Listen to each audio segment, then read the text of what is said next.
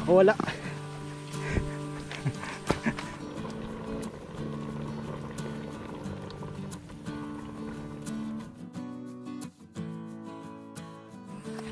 Ayan, good morning po mga kabukids. Magandang araw po sa lahat. Ngayong umaga pong ito ay babalikan ko yung mga kawil na aking nilatag kagabi. Dahil kagabi meron po ako na ilawang isang pirasong dalag dito sa taniman. Ayan o, medyo malaki na rin. Kaya naisipan kong dagdagan at naglatag po ako ng kawil kagabi dito sa kangkungan. Sakto kung makakahuli tayo mamaya, merong pang ulam. Dahil ngayong araw po ay pinagpapatuloy namin yung pag-aatip namin doon sa kulungan ng itik. Medyo malapad po kasi. So ayun, tingnan po natin kung makakadagdag tayo ng huli dito sa ating dalag.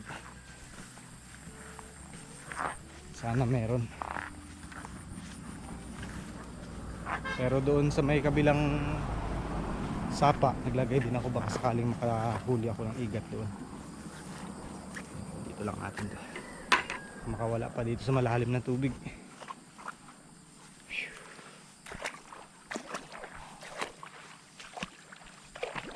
Ito yung ating unang kawil. Mukhang wala agad.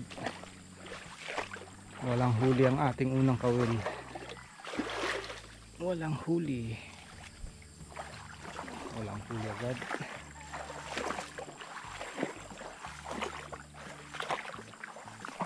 Ito, may isa pang kawil. Isang kawil ako nilagay dun, pero nakikita ko kaagad na walang huli yung kawil niya. Dito meron din ako inilagay kagabi.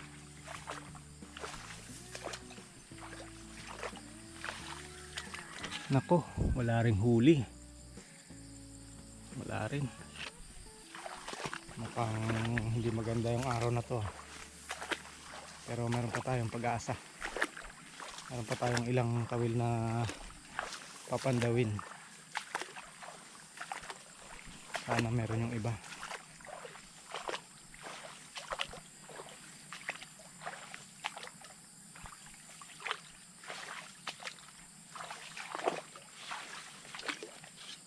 Ito wala rin. Mukhang wala dito yung mga dalag ngayon. Dito sa loob nilagay din ako. May huli kaya? Mukhang wala rin. Bale, dito na muna ako.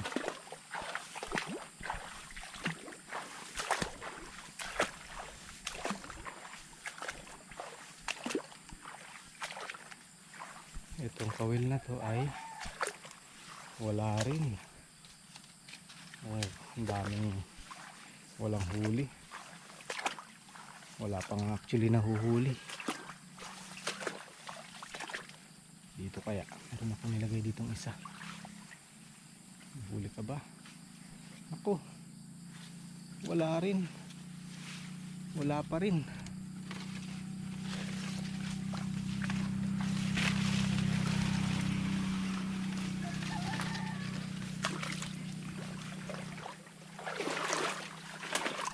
Hindi tayo sinuwerte ata dito sa mga dalag. Wala rin. Wala pa rin.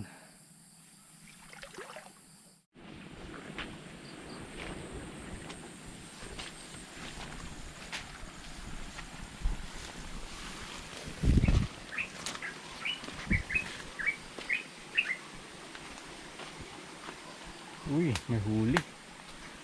Huli mga kabukids. Yung ating inilagay na kawil kagabi. Ayan o. Pahuli tayo ng igat.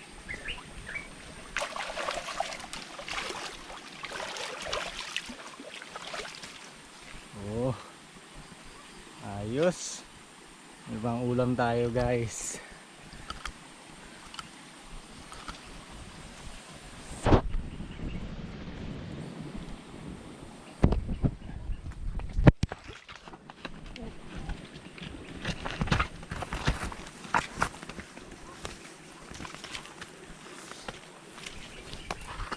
Nakawala. Nakawala guys.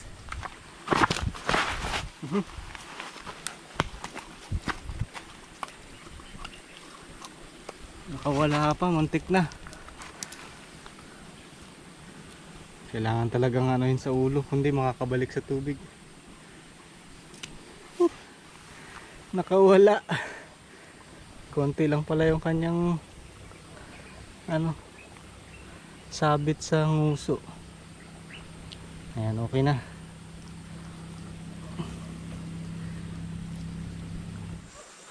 Dito sa may unahan na ito, meron pa tayong isang kawil na inilagay kagabi. Kaya sana may huli rin. Sana kaya yun. Uy, baka may huli rin ito mga kabukids. Walang pain na nakikita eh.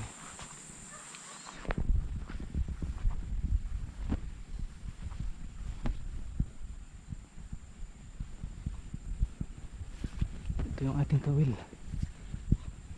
Sana kaya yung ano ito? Ay wala. Nawala lang yung pain. Ayan mga kabukids, hindi man tayo sinuwerte sa dalag, pero kahit paano swerte pa rin dito sa nahuli nating igat. Medyo malaki na rin. So ayan, meron po tayong nahuling isang dalag. Yan yung kagabi. At saka ngayon, ito yung ating igat. Ayos, meron na namang pang ulam for today. Dagdag sa ulam natin. Ayos eh. Marami na rin yan. Muntik pa nakawala. Muntik pa nakawala yan. Oo. Natanggal dito sa ano niya, sa nguso niya. Ito lang yung sabit. Ayan lang oh. Naging sungi tuloy siya. Butit siya nag-aangko kagabi palitan yung pain. Kasi nung una paglagay ko, nawala kagad yung pain. Tapos tinatamad na sana ako kasi lowbat na yung ilaw ko. Tinagaan ko lang palitan. Buti na lang. Siya pa pala yung may huli. Mahigit kalahating kilo na mga kabukids. Plus Ayos. yan. Plus ito. Kulang-kulang 1 kilo. Sobra naman ang ating ulam.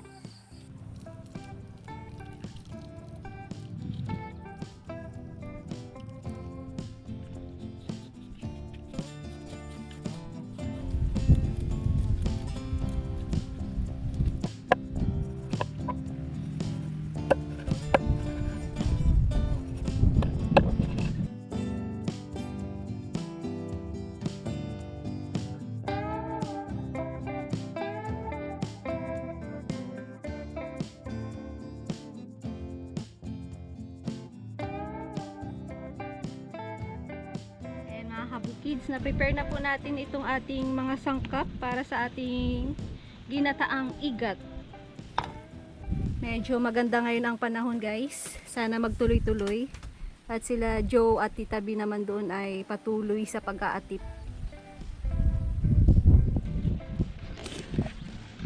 So yan, samahan niyo po akong magluto ng ating pananghalian.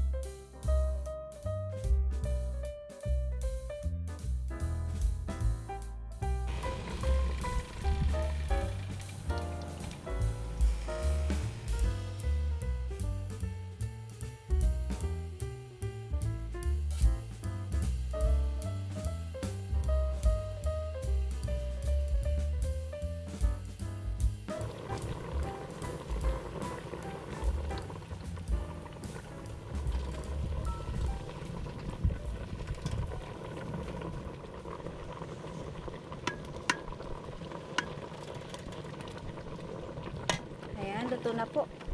Isapaw ko na tong ating okra.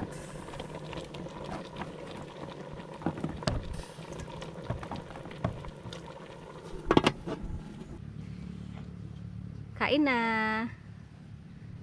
Kain na tayo. gising na. Masarap ang tulog ni Kabilog mga kabukids dito sa kubo. Pag pumupunta siya dito, laging nakakatulog. Hoy, kain na. Luto na po. Luto na po, madam. Madam, luto na po yung ulam natin. Kain na, tayo ka na dyan.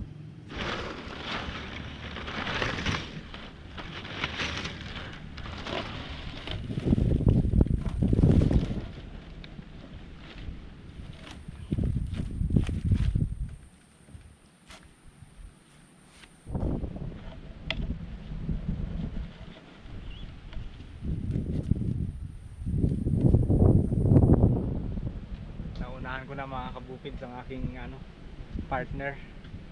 Nauna ako ng isang linya. Tatlo pa yan sa akin.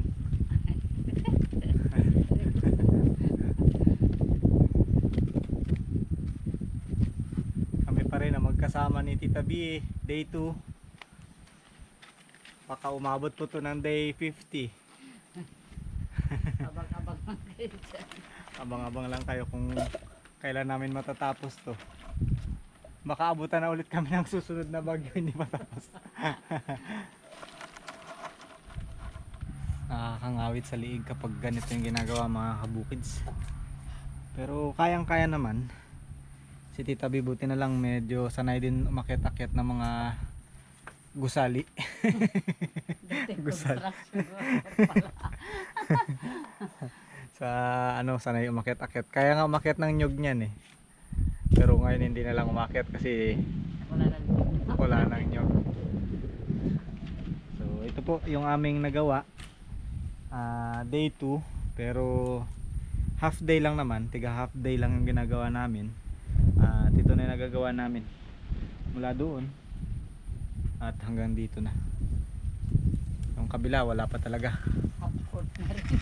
Half na rin, half bubong.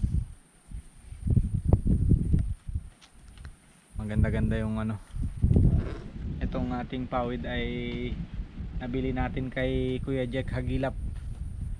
Medyo malalaki yung pinawid nila. Katulong niya ang kanyang pamilya. Ayos. Sarap ng ating ulam mga kabukids, ginataan. Nataang igat. Kain na, Bilog. Dali. Nagigising lang. Kala ko nagluluto. Sarap ng tulog niya lagi dito eh, mahangin. Presko. Hangin. Mahangin lang panahon.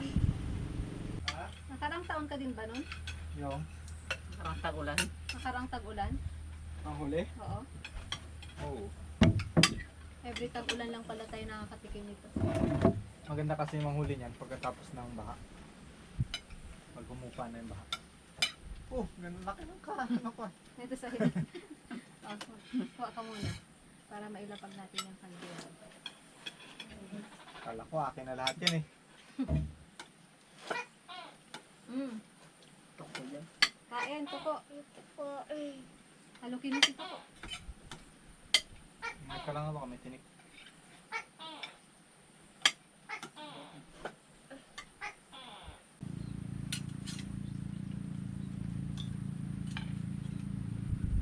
Kain po mga kabukid.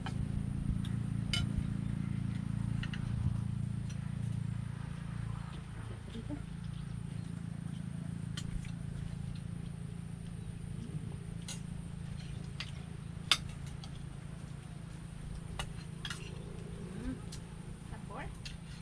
Yung bandang pabuntot niya may mga tinik.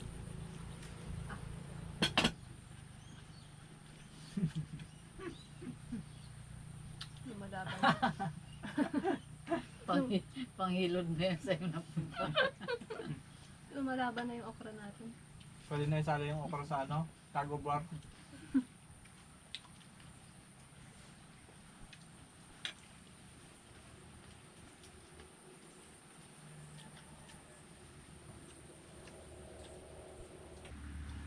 Ka-chill sa iba. Oh. Kasili. Noong nakarang araw, may nasalubong akong bata. Hmm. May nahuli yung tatay niya na Igat. Hmm. Kulang-kulang 4 na kilo yung isa. Boom. Laki. Ganyan no? Ang itim na yun. Yan, masarap yung ano. Daing. Mataba. Tapos yung ulo, laki. Pag pinirito mo yun. Sabor. Crunchy. Masarap ba yan? Mas mahal ba yung igat kaysa sa ordinary na isda? Oo. Ang kilo niya. Mm-mm. Mas mahal. Kasi bihira lang ito. Mm-mm.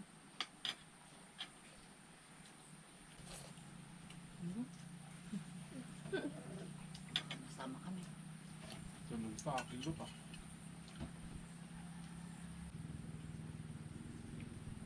Buti Saan mo na, nabili ito?